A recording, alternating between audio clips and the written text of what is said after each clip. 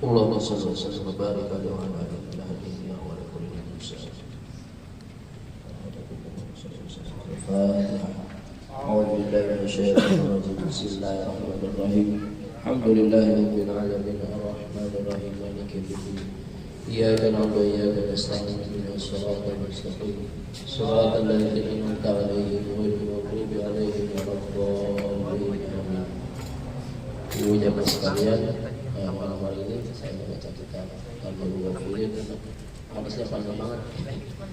Jadi saya ingin sedikit menyampaikan sedikit tafsir daripada surat Al-Dzariyat ayat 24 sampai 27, 30. Surat Al-Dzariyat ayat 24 sampai 30. Ini ayat ini menggambarkan bagaimana Nabi Ibrahim memuliakan tamu ya. Jadi kita diajarkan untuk menghormati dan memuliakan tamu, karena yang namanya kita saling mengunjungi baik dengan teman, kerabat, tetangga, saudara. Nah, bagaimana selayaknya kita menghormati dan memuliakan tamu kita, sampai sehingga Allah Subhanahu wa ta'ala memuji bagaimana Nabi Ibrahim yang dikenal sebagai Khalilullah, kekasih Allah. Kenapa? Karena Nabi Ibrahim adalah seorang nabi yang begitu dermawan, sehingga oleh Allah disebut Khalilullah, bahkan disebut Abul Duyub, bapaknya tamu. Yang pertama kali menjamu tamu itu adalah Nabi Ibrahim. Kemudian dilanjutkan oleh baginda Nabi Muhammad SAW. Jadi Nabi Ibrahim itu enggak pernah makan sendiri, kecuali ngajak orang lain. Jadi kalau ada makanan di dekat Nabi Ibrahim, enggak pernah dia itu makan sendiri, sampai dia nyari dulu orang lain, cari ke timur, barat, selatan, utara, baru dia mau makan kalau ada yang nemenin orang lain. Maka sehingga Nabi Ibrahim disebut sebagai bapaknya tamu, sehingga Allah Subhanahu wa ta'ala merekam bagaimana ketika Allah Subhanahu wa ta'ala memuji Nabi Ibrahim dengan mengutus malaikat ya. Jadi itu di dalam surah Ad-Dzariyat itu malaikat itu sebetulnya mau menemui kaum Nabi Lut, namun kemudian dia mampir ke rumah Nabi Ibrahim alaihissalam. Hal ataka hadis Daif Ibrahim al-mukramin iddahalu alaihi faqalu salama qala salamun qaumun munkarun. Jadi ketika datang itu malaikat ya yang merupakan seorang pemuda menemui Nabi Ibrahim, berkunjung ke keluarga Nabi Ibrahim alaihissalam ya, dengan faqalu salama, dengan mengucapkan salam. Kemudian dijawab oleh Nabi Ibrahim, salamun qaumun munkarun, dijawab dengan lebih yang lengkap, lebih terhormat. Karena kalau kita diberikan salam oleh teman kita, jawabnya yang lebih bagus. Wa idza huyyitum bi tahiyyatin fahayyu bi ahsani minha. Kalau kita mengucapkan assalamualaikum, waalaikumsalam warahmatullahi. Assalamualaikum warahmatullahi, kita jawab waalaikumsalam warahmatullahi wabarakatuh. Jadi kalau kita itu sebuah penghormatan buat kita, maka balas penghormatan itu dengan yang lebih baik, yang lebih bagus lagi, yang lebih baik lagi. Dan itu di dalam Al-Quran. Kemudian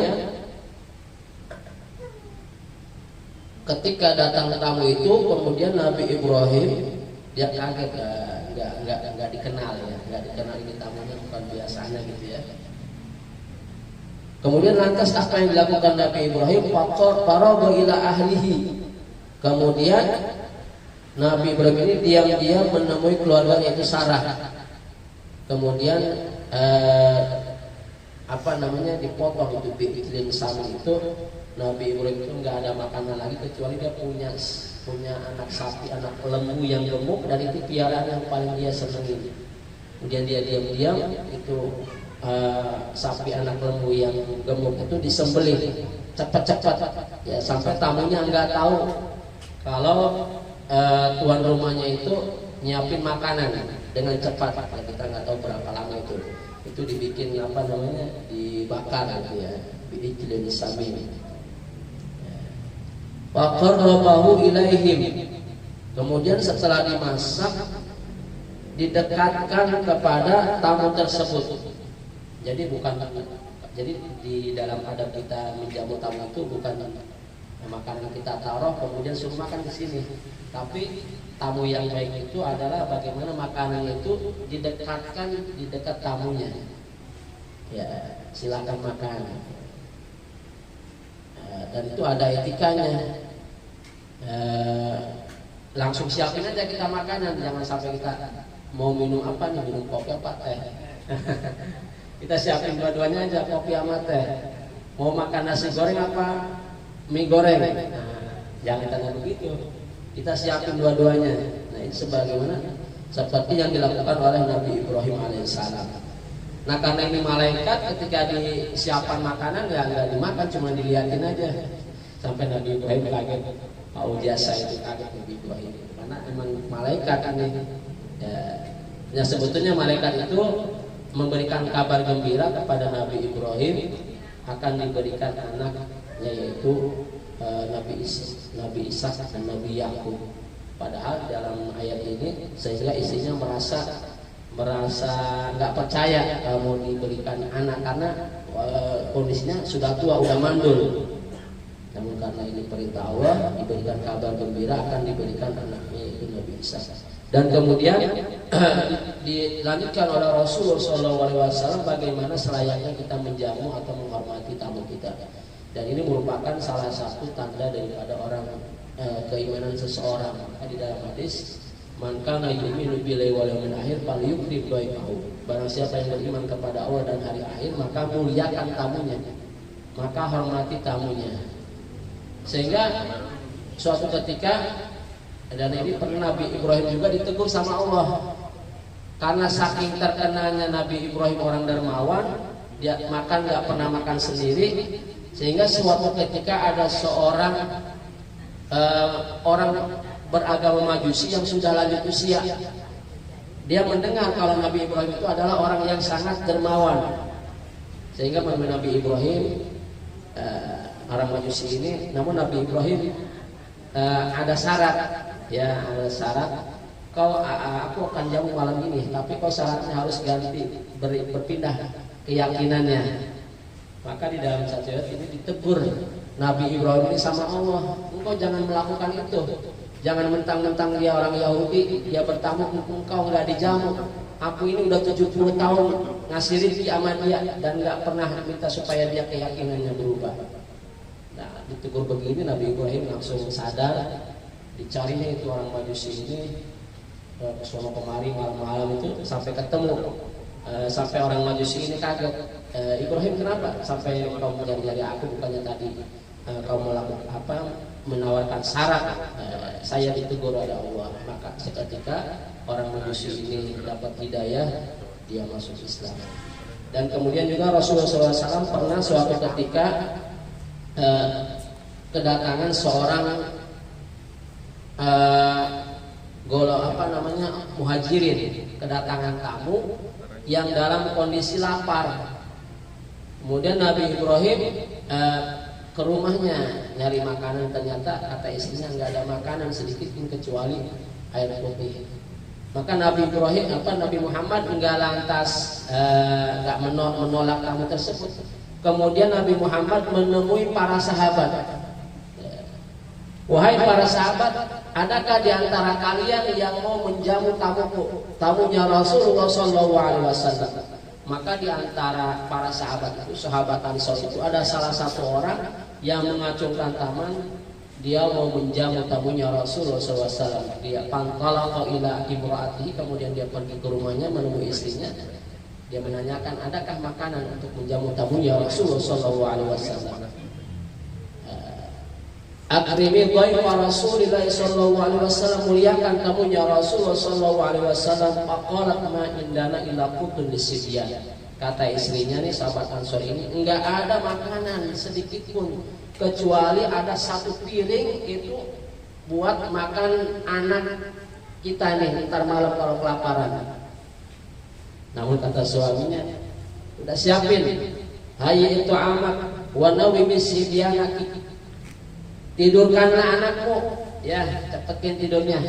Itu makanan yang cuma satu piring buat menjamunya tamu Rasulullah SAW. Ditidurkan itu anaknya. Biasa kalau yang namanya anak kan kalau udah lapar, rewel, nggak bisa tidur. Biasanya kita ibu-ibu itu nyiapin makanan buat persediaan anaknya. Kemudian udah disiapin itu anaknya udah tidur, ya. Kemudian kata suaminya, wa aslihi sirajaki, matiin itu lampunya. Maksudnya apa ini? Matiin lampunya itu nyalain lampunya. Maksud nyalain itu maksudnya dimatiin itu lampunya, agar tatkala nanti kalau tamu makan itu yang satu piring dimakan sama dia, kita pura-pura makan nih. Jadi kalau matiin lamp, ya kita dikasih piring itu sama istrinya, piring kosong memang itunya yang tamunya itu sahabatmu yang orang muhajirin dikasih makanan yang buat anaknya itu, dia matiin itu lampunya, pura-pura makan. Dan sampai kenyang itu tamunya Rasulullah dan suami istri dan anaknya hidup dalam keadaan lapar. Maka pada pagi harinya, falamma asbahal ghada ila Rasulillah sallallahu alaihi wasallam, maka ketika pagi hari berjumpa dengan Rasulullah sallallahu alaihi wasallam, apa yang dikatakan oleh Rasulullah? Faqala Rasulullah sallallahu alaihi wasallam, laqad da'ika Allahu aw ajibaka min fi'alikuma. Sungguh Allah tertawa dan Allah merasa kagum takjub dengan apa yang telah engkau perbuat berdua. Maka ini turun ayat dalam surat Al-Hasr itu, ayatnya ayat 9 itu, wa yusiruna ala anfusihim walau kana bihim khasasah. Itu yang menjadi asbab munculnya ayat surat Al-Hasr ayat 9 itu soal yang mereka sahabat Ansor ini dalam kondisi susah, dalam kondisi sulit, dia lebih mementingkan orang lain daripada diri dan keluarganya. Walau karena dia dalam kondisi sulit, orang makan satu piring buat anaknya aja, tapi demi menjamu tamunya Rasulullah SAW, mereka rela itu memuliakan daripada tamunya Rasulullah SAW. Maka kalau ada bulan Maulid, orang minta donatur, minta donasi segala macamnya, kita niatin begitu menjamunya tamu Rasulullah. Ini malam ini kita baca Maulid, nyiapin hidangan. Ini dalam rangka kita menjamunya tamu Rasulullah SAW.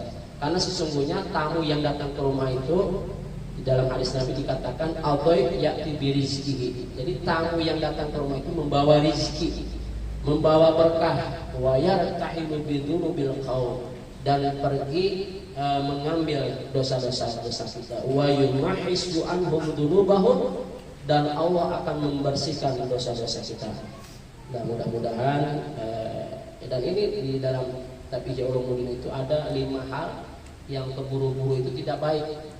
Jadi keburu-buru itu tidak baik, kecuali ada 5. Di antaranya apa yang harus didahulukan itu? Iqdamut ta'amlid baik, bagaimana mendahulukan makanan untuk tamu kita. Ya, jadi kalau ada makanan apa tamu, sampai di dalam kisah yang itu Abdullah bin Mubarak itu dia cuma punya 1 kuda. Ketika ada tamu, dia itu rela menyembelih kudanya itu cuma satu-satunya. Fakhosomatku jauh-jauh patolakha, sampai itu berantem tuh suami istri. Kemudian diceraikan itu istrinya gara-gara kudanya itu disembelih buat nyuguhin tamunya.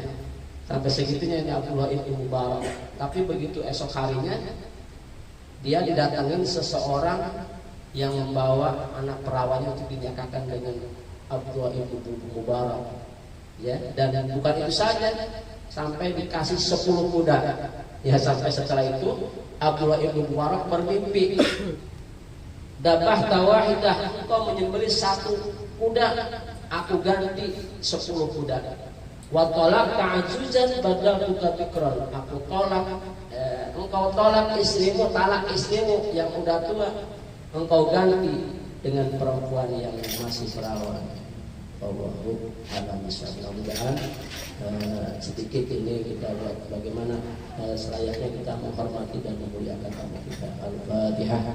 Bismillahirrahmanirrahim. Alhamdulillahirabbil alamin arrahmanir rahim maliki yaumiddin. Iyyaka na'budu wa iyyaka nasta'in ihdinas siratal mustaqim siratal ladzina an'amta 'alaihim ghairil maghdubi 'alaihim waladdallin. Tabakan Pak Haji Ahroni, dan semuanya yang dalam kondisi sakit, mudah-mudahan Allah angkat segala penyakit. Ya, Ustaz Ahmadi juga lagi kurang sehat. Ya, mudah-mudahan semuanya pada sehat, panjang umur, berkah. Bismillahirrahmanirrahim. Taqabbal minna innaka antas samiul alim wa tub 'alaina innaka antat tawwabur rahim. Allahumma shalli 'ala sayyidina Muhammad salatan taghfiru biha dzunub wa tuslihu biha al-qulub wa tantaliqu biha al-'usub wa talilu biha as-su'ub wa 'ala alihi wa sahbihi man ilayhi mansub. Allahumma hdina min fadlik wa 'afina 'ala min fadlik wa ansur 'alaina min rahmatik wa anzil 'alaina barakatik wa al-bismil bas'afik. Allahumma alif baina qulubina wa aslih dhata bainina wa hdina subulas salam wa akhrijna min adh-dhulumati ila an-nur. Dawahum biha subhanaka Allahumma wa tahiyyatuhum biha salam wa akhiru dawahum alhamdulillahi rabbil alamin. Ya Rabbana tarabna bi annana tarafna wa annana asrafna asrafna fatub alaina tawbatan silu kullahu واستر لنا الأوراد وآمن الرواد واغفر لوالدينا ربي ومولودينا والآل والإخوان وسائر الخذلان وكل ذي محبة أو ذرة أو صحبة والمسلمين أجمعين ربي واسمع فضلا وجهدا منا لا باكتساب منا بالمصطفى رسولي نهضى بكل سولي صلى وسلم ربي عليه عند حبي والعبد